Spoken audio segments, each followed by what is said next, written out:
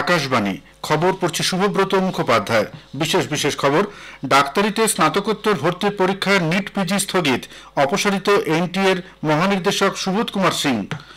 অষ্টাদশ লোকসভার প্রথম অধিবেশন বসছে আগামীকাল। জাল চালানের মাধ্যমে ইনপুট ট্যাক্স ক্রেডিট নেওয়া আটকাতে সারা দেশ জুড়ে চালানের বায়োমেট্রিক যাচাইয়ের সিদ্ধান্ত জিএসটি পরিষদের বৈঠকে। দেশে সার্বিক বন্যা পরিস্থিতি মোকাবিলায় কেন্দ্রীয় স্বরাষ্ট্রমন্ত্রী অমিত শাহ আজ এক উচ্চ পর্যায়ের বৈঠকে পৌরোহিত্য করবেন। পাকিস্তানের পাঞ্জাব প্রদেশে আইসিস, টিটিপি এবং অন্যান্য নিষিদ্ধ জঙ্গি সংগঠনের 22 জনকে গ্রেপ্তার করে পুলিশ এক বড়সড় জঙ্গি হামলার ছক বানচাল করে দিয়েছে। নাইজেরিয়ার লাগোসে WTT কন্টেন্ডার টেবিল টেনিস টুর্নামেন্টে ভারতের সৃজা আকুলা একই সঙ্গে মহিলাদের সিঙ্গলস এবং ডাবলসের ফাইনালে উঠে ইতিহাস সৃষ্টি করেছেন। টি-20 বিশ্বকাপ ক্রিকেটের সুপার 8 পর্বের ম্যাচে গতরাতে ভারত 50 রানে বাংলাদেশকে পরাজিত করেছে। এই গ্রুপের অপর খেলায় মুখোমুখি অস্ট্রেলিয়া ও আফগানিস্তান। আসছে বিস্তারিত খবরে। ডাক্তারিতে স্নাতকোত্তর ভর্তির পরীক্ষার নিট পিজি স্থগিত রাখার সিদ্ধান্ত নিয়েছে কেন্দ্রীয় সরকার। আজ এই পরীক্ষা হওয়ার কথা ছিল। স্বাস্থ্যমন্ত্রক জানিয়েছে এই পরীক্ষাতেও অনিয়ম হয়েছে কিনা তা খতিয়ে দেখার পরই পরীক্ষার দিন স্থির করা হবে।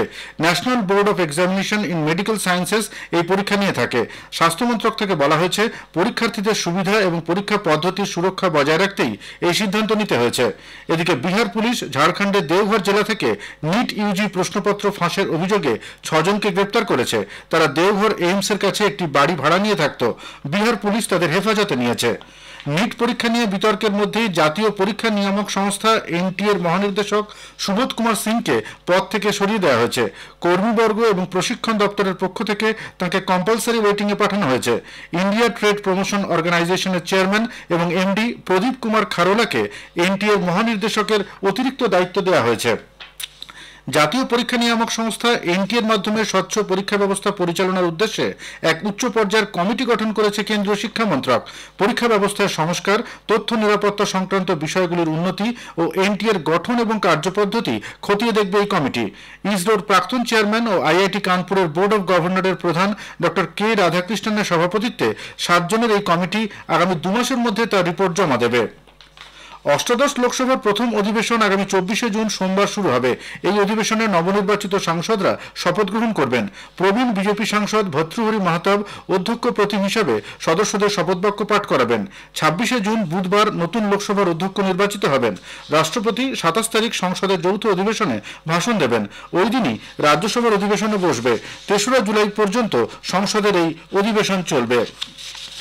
এনআইএ হেফাজতে থাকা বারামুলার নবনির্বাচিত সাংসদ রশিদ ইঞ্জিনিয়ারের জামিনের আবেদনের প্রেক্ষিতে নতুন দিল্লির পাতিয়ালা হাউস কোর্ট জাতীয় তদন্ত সংস্থাকে জবাব দেওয়ার সময় দিয়েছে।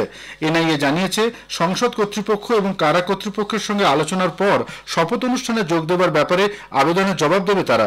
উল্লেখ্য, ওই সাংসদ প্যারোলে শপথ নেওয়ার জন্য অন্তর্বর্তী জামিনের আবেদন করেন। বিচারক কিরণ গুপ্তা আগামী 1 জুলাই এই আবেদনের শুনানি গ্রহণ করবেন। জিএসটি পরিষদ সব রকমের ইস্পাত, লোহা এবং অ্যালুমিনিয়ামের তৈরি দুধের ক্যানের ওপর অভিন্ন 12% হারে জিএসটি চালুর সুপারিশ করেছে। গতকাল নতুন দিল্লিতে জিএসটি পরিষদের 53তম বৈঠকের পর অর্থমন্ত্রী নির্মলা সীতারমণ সাংবাদিকদের বলেন, ভারতীয় রেল সাধারণ মানুষকে যেসব পরিষেবা দিয়ে থাকে, অর্থাৎ প্ল্যাটফর্ম টিকিট বিক্রি, রিটায়ারিং বা ওয়েটিং রুম, ব্যাটারি চালিত গাড়ি, এগুলির উপর কোনো জিএসটি লাগবে না। হিমাচল প্রদেশ এবং জম্মু কাশ্মীরের আপেল চাষিদের সুবিধার জন্য পরিষদ করোগেটেড বা করোগেটেড নয় এমন কাগজের অথবা পেপার বোর্ডের কার্টুনের ওপর অভিন্ন 12% হারে জিএসটির সুপারিশ করেছে। শ্রীমতী সীতারমণ আরও বলেন, সর্বভারতীয় ক্ষেত্রে বায়োমেট্রিক ভিত্তিক আধার যাচাইকরণ পদ্ধতি চালু হচ্ছে। এতে সরকার জাল ইনপুট ট্যাক্স ক্রেডিট অথবা জাল চালান চিহ্নিত করতে পারবে। ক্ষুদ্র করদাতাদের সাহায্যের জন্য পরিষদ জিএসটিআর 4 ফর্মে রিটার্ন এবং অন্যান্য বিস্তারিত দাখিলের সময়সীমা 30 এপ্রিল থেকে বাড়িয়ে 30 জুন করার সুপারিশ করেছে। অর্থমন্ত্রী আরও জানান, জালিয়াতি, তথ্য গোপন বা ভুল বিবৃতি দেওয়ার সঙ্গে জড়িত নয় এমন মামলাসহ জিএসটি আইনের 73 নম্বর ধারার আওতায় জারি করা ডিমান্ড নোটিশের জন্য সুদ সহ জরিমানা তুলে নেবারও সুপারিশ করা হয়েছে।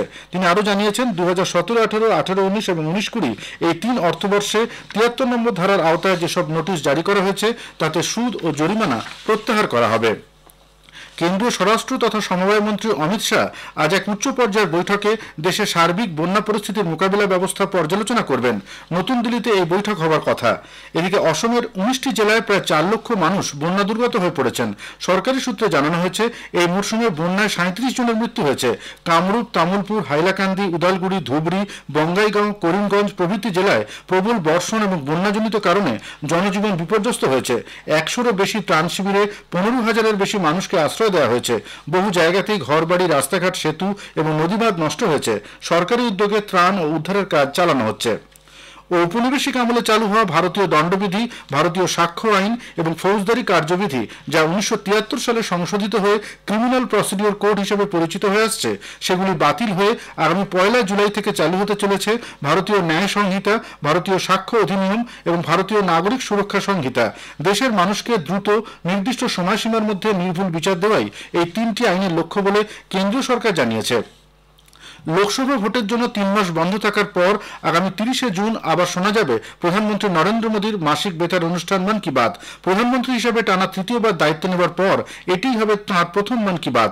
মন কি বাতের এটি 111তম পর্ব। জনসাধারণ তাদের বক্তব্য এবং পরামর্শ 28 জুনের মধ্যে টোল ফ্রি নম্বর 1800117800 জানাতে পারেন। নরেন্দ্র মোদী অ্যাপ অথবা মাইগভ ওপেন ফোরামেও তা জানানো যেতে পারে। খবর শুনছেন আকাশবাণী থেকে।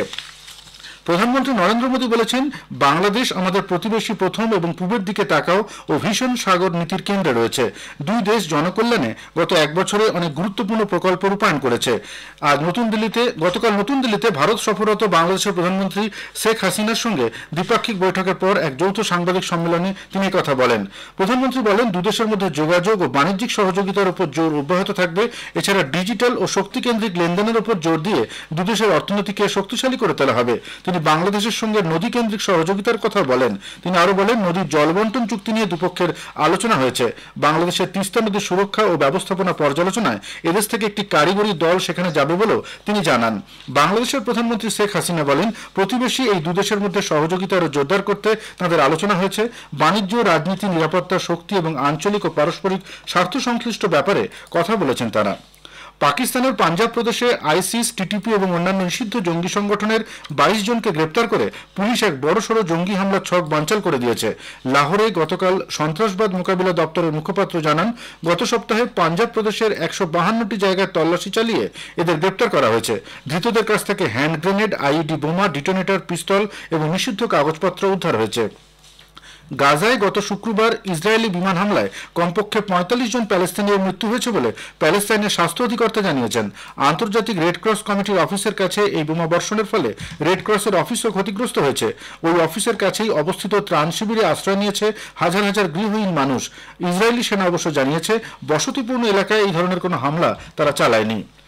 নাইজেরিয়ার লাগোসে WTT কন্টেন্ডার টেবিল টেনিস টুর্নামেন্টে ভারতের সৃজা আকুলা একই সঙ্গে মহিলাদের সিঙ্গলস এবং ডাবলসের ফাইনাল উঠেছেন।